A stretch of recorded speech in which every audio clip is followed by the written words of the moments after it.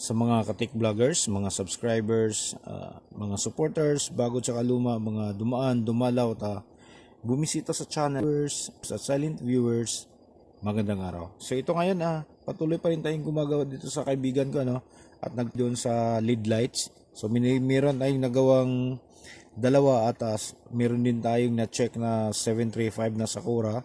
So binabad muna natin sa sabon para luminis dahil napakadumi At ito, binigyan tayo ng ibang titirahin. Medyo tina-challenge niya ako dito kung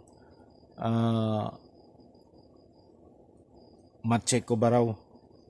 Ayan. So na-check natin at ang complaint nito nga pala ay walang voltage output. Kusang nandito lang yung kanyang voltahe sa primary. Pagdating doon sa secondary ay wala na. So nung chinek na natin, ayun, napansin natin na meron palang shorty dito kaya ayaw tumuloy yung voltahe. Okay? So yung shorty dito ay isang N-channel MOSFET na 8 yung paa. So itong power supply na to ay napaka-importante nito sa kanila kasi wala ditong mabibili dito sa mga physical store na malapit dito sa lugar namin at wala ring mabibili online. So kung gusto mong bumili ng ganito or mag-order, kailangan sa company lang at yun lang ang problema dahil napakamahal. Okay? So itong power supply na to ay isang power supply ng LED wall. So siguro alam naman natin mga technician kung ano yung LED wall So ito yung kanyang power supply. Mababa lang yung kanyang voltahe pero napakataas ng kanyang amperahe. Ayan. So ito yung kanyang tinatawag na MOSFET, yung low voltage N-channel MOSFET. Lapit natin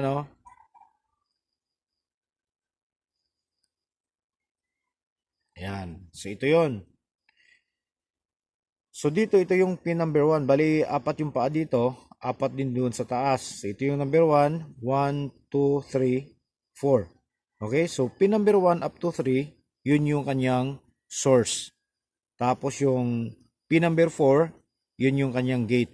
So pagdating naman dito sa taas, yung 4 na pin, yung 5, 6, 7, 8, ay yun naman yung kanyang drain. Okay, so ulitin ko. Source, gate, saka drain. Okay? Yung pin 1, 2, 3, yun yung kanyang source. Pin number 4 is gate.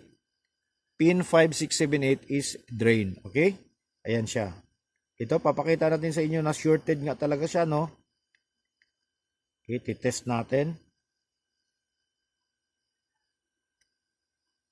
Okay, so ito, titihaya natin siya. Ayan. Tapos ating ititest para makita nyo mismo. Saan ba yun?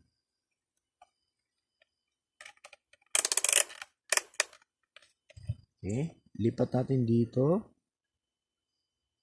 Ayan. Para makita natin ang gusto. Tapos ito yung gagamitin natin. Okay, so hanggang saan ba? Ayan, hanggang dyan lang yung atin test prob. So ngayon, titest na natin. Okay, ito yung drain niya. Tapos, pin number 1 tayo. Shorted. Number 2, ganun din. Number 3, number 4. Baliktarin natin para sigurado.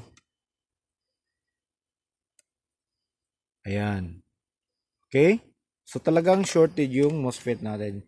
Ngayon, dahil nga mababa lang naman yung kanyang amperahe, itong MOSFET na to, tsaka mababa lang din yung kanyang voltahe. So naghanap na tayo ng kapare-pareho ng characteristic kahit na yung medyo mataas lang konti yung kanyang voltahe tsaka amperahe. Okay, importante, pareho yung kanyang characteristic, in-channel MOSFET, at yun yung dahilan kung bakit meron kayong nakita dito na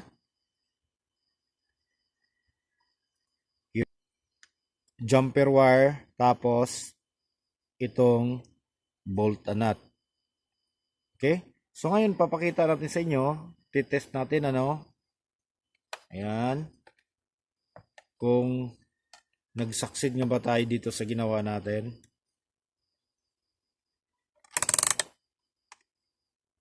So, okay. Saksak natin to. Hintayin natin sandali. Okay, umilaw na. So, test natin, no? Okay, baliktad. Ayan. Tingnan nyo ng maigi. Napakababa lang, oh. Ayan. Yan lang yung kanyang supply.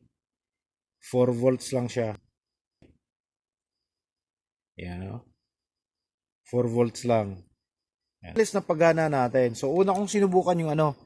Una kong sinubok yung 2SK tin 33 na in-channel MOSFET. Kaso, kahit na wala pa siyang load ay malakas mag-generate ng ano nung init. Kaya pinalitan natin 'yon. Kumuha tayo ng ibang klaseng in-channel MOSFET at 'yun. 'Yun na yung final natin na gagamitin. Okay? So ito 'yon. Ayan.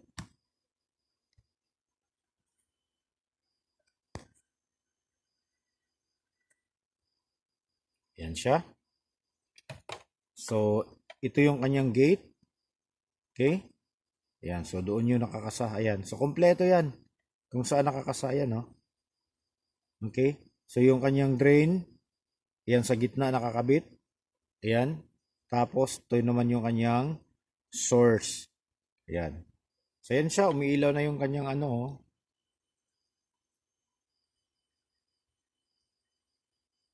Ayan.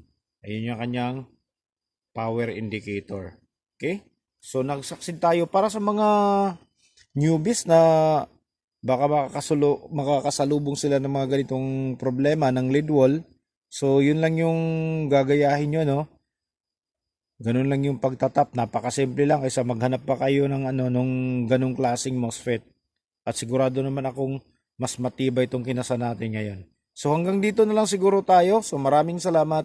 God bless at bye-bye.